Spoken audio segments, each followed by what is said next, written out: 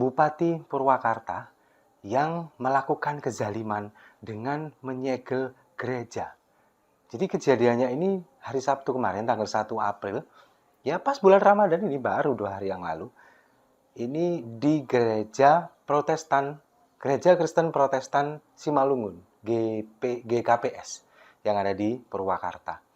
Jadi gereja ini disegel dan tidak boleh melakukan aktivitas peribadatan sampai izinnya terbit.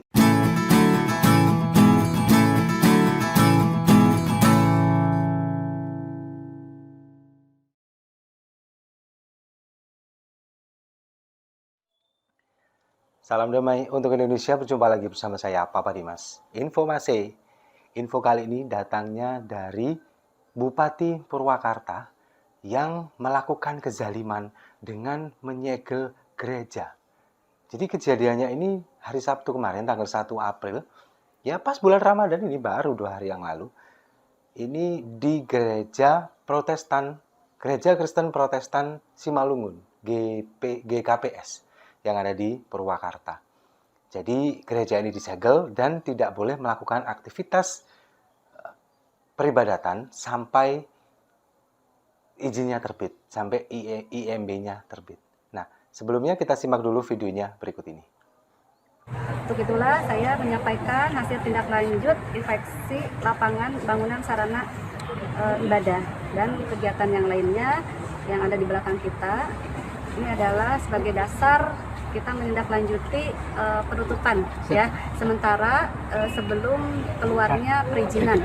Jadi saya harapkan pada gedung ini untuk mengurus perizinan terlebih dahulu ya. Ya Ibu Lura, ini ya, gitu kan dasarnya saya serahkan ke Satpol PP sebagai dasar untuk penutupan gedung di belakang ini. Apa yang dilakukan oleh Ane Ratna Mustika atau yang akrab disapa Ambu Ane ini, dalam bahasa Sunda Ambu itu kan ibu artinya ya. Ambu Ane ini memang kalau boleh dibilang sangat zalim. Dan kalau menurut saya ini bukan hanya sekedar penyegelan. Ini suatu bentuk penjajahan terhadap penganut agama, suatu agama. Kalau kemarin pada saat Piala Dunia, menjelang Piala Dunia, penolakan terhadap timnas Israel karena mengedepankan kemerdekaan Palestina, kaum-kaum intoleran selalu menggunakan alasan konstitusi, kemudian Undang-Undang 45 bahwa penjajahan di atas dunia harus dihapuskan. Sementara yang dilakukan oleh Ambu Ane ini juga salah satu bentuk penjajahan. Kemerdekaan seseorang dalam menjalankan agama, peribadatan, ini kan dijamin oleh undang-undang di Undang-Undang Dasar 1945 pasal 29 ayat 2. Nah, kalau misalkan dalam kondisi membela Palestina, kelompok-kelompok ini selalu menggunakan konstitusi dan UUD 1945. Tapi kalau giliran seperti ini berkaitan dengan agama lain, mereka seolah-olah lupa. Jangankan dengan Undang-Undang Dasar, pembukaan Undang-Undang Dasar, batang tubuhnya pun hilang semua, lupa semua. Yang ada mereka menggunakan SKB 2 Menteri. Ini kan koplak. Ketika membela kemerdekaan negara lain, negara Palestina yang katanya dijajah Israel, mereka selalu menggunakan konstitusi, alasan Undang-Undang Dasar 1945. Tapi ketika saudara-saudaranya sebangsa yang berbeda agama dipersekusi seperti ini, dijajah seperti ini, dizalimi seperti ini, tiba-tiba patokannya bukan Undang-Undang Dasar dan batang tubuhnya lagi. Patokannya SKB 2 Menteri. Kan kampret kayak begitu. Dan itu yang terjadi berulang kali. Seperti juga yang terjadi beberapa waktu yang lalu, seminggu yang lalu kalau nggak salah, di Tempeh, Lumajang. Ini sama, menolak pendirian gereja yang ada di wilayah itu. Mereka pun juga patokannya sama, SKB 2 Menteri, bahwa penyelenggaraan atau mendirikan tempat ibadah ini harus berdasarkan persyaratan minimal disetujui oleh 60 orang sekitarnya dan kemudian sudah memiliki minimal 90 orang pengikutnya. Sama seperti yang terjadi di Purwakarta ini. Padahal sebetulnya kalau untuk pendirian tempat ibadah memang harus ada izinnya, tapi untuk pelaksanaan ibadah tidak boleh seorang pun ini untuk melarang, apalagi seorang kepala daerah. Ini bentuk penjajahan kalau saya bilang, zalim, memang sangat zalim. Sekarang bayangkan, dengan alasan tempat ibadah ini tidak memiliki izin, harusnya mereka ini difasilitasi dong. Kalau misalkan pasti dalihnya seperti ini, biasanya seperti ini tempat yang digunakan untuk ibadah ini peruntukannya untuk apa? Untuk tempat tinggalkah? Untuk kantorkah? Ya itu saja yang digunakan, nggak usah dipakai untuk ibadah. Untuk ibadah lagi, nanti izin lagi untuk tempat lain. Selalu dalihnya seperti itu. Untuk mendirikan tempat ibadah harus ada izin. Ketika memproses izin, sulit. Nah ini kan kontradiksi sekali. Ketika umat minoritas ingin mendirikan tempat ibadah, harus persyaratan izin dan lain sebagainya. Ketika dia ingin memproses izinnya, dipersulit, ribet, dan waktunya butuh lama.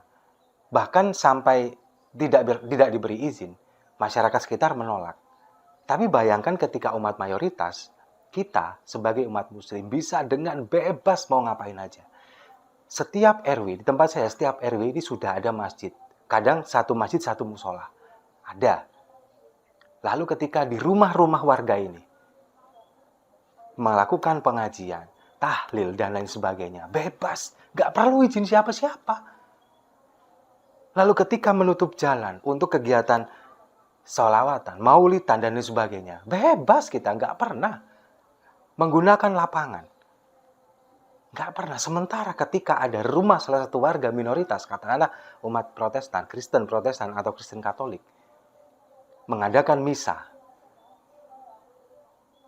terkadang nggak pakai speaker, atau mungkin pakai speaker tapi speaker dalam, nggak pakai speaker luar, masih diprotes. Tapi kita yang umat muslim, ketika kita di masjid-masjid kita mengumandangkan azan sehari 5 kali pakai speaker luar, kemudian di bulan Ramadan seperti ini, ketika setelah sholat tarawih kemudian melakukan tadarus dengan speaker luar, padahal sebetulnya nggak perlu pakai speaker, apakah ada yang protes? Enggak. Padahal suaranya juga belum tentu enak didengar. Dan sebetulnya memang nggak perlu untuk pakai speaker luar kalau untuk tadarus. Cukup speaker dalam didengarkan bersama. Nggak perlu semua orang tahu bahwa kita sedang ngaji, nggak perlu. Iya kan? Nah, kemudian kalau misalkan Bupati Purwakarta ini mau adil, harusnya bukan hanya tempat ibadah umat minoritas ini yang ditutup atau disegel. Kalau misalkan memang mau adil, semua tempat ibadah tanpa terkecuali, entah itu masjid, mushola, wihara, pura, kalau misalkan ada, cek semua persyaratannya. Apakah sudah memiliki izin? Apakah sudah memiliki IMB? Saya rasa belum semua. Apalagi tempat ibadah mayoritas seperti masjid dan mushola. Sekarang nggak usah jauh-jauh seluruh se-Jawa Barat. Di Kabupaten Purwakarta sendiri aja sudah berapa pendirian tempat ibadah yang tidak memiliki izin dan tidak pernah diprotes. Sekarang misalkan, kalau dengan alasan di tempat itu didirikan gereja itu adalah mayoritas muslim sehingga menolak pendirian gereja, apa jadinya kalau misalkan terjadi hal sebaliknya?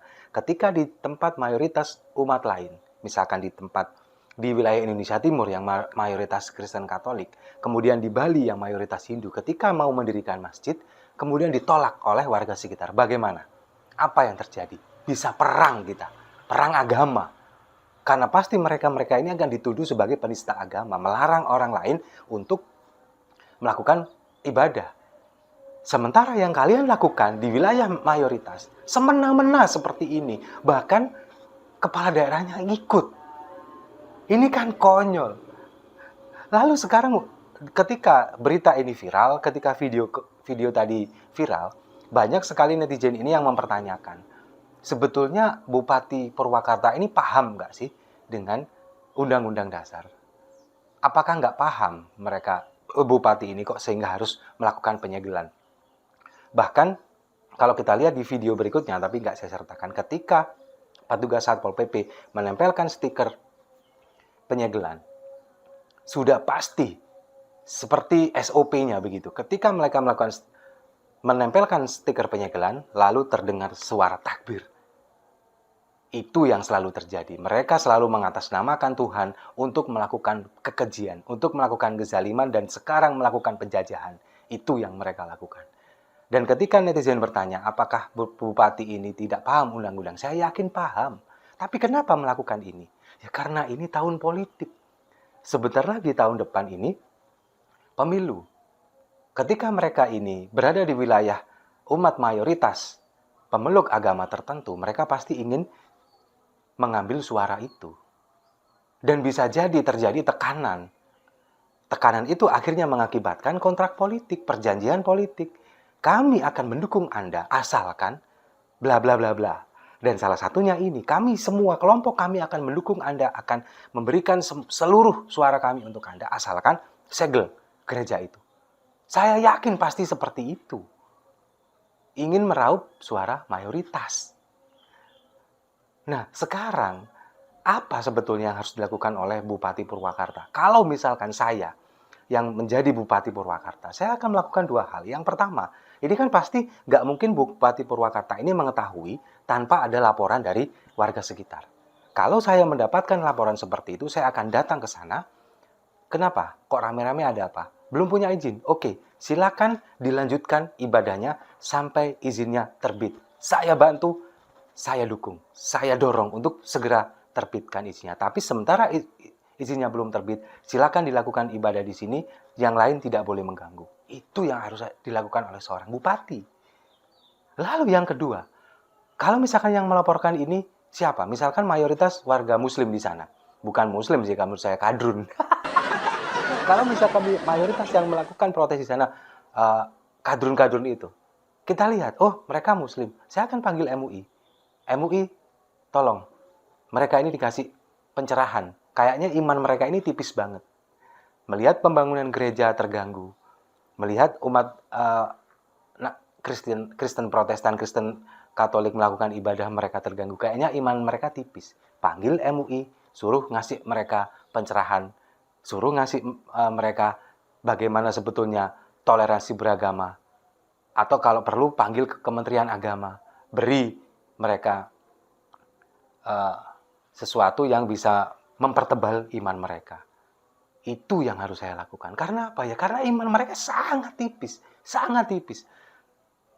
Tidak bisa melihat umat lain melakukan ritual keagamaan beribadah. Ingat sekali lagi, beribadah dimanapun tidak bisa dilarang.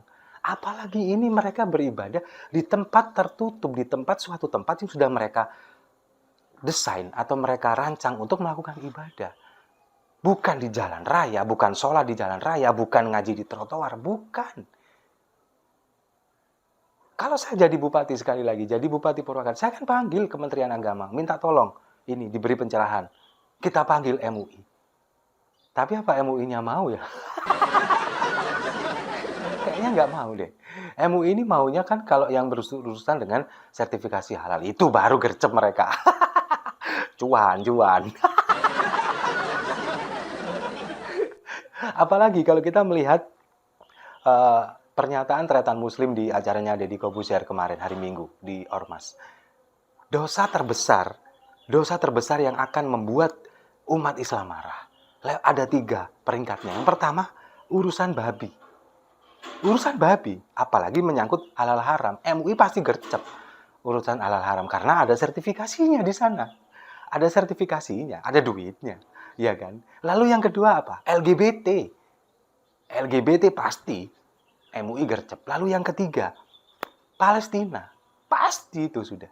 Sementara untuk penjajahan terhadap pemeluk agama lain seperti ini, nggak peduli mereka. Bukan urusan kita.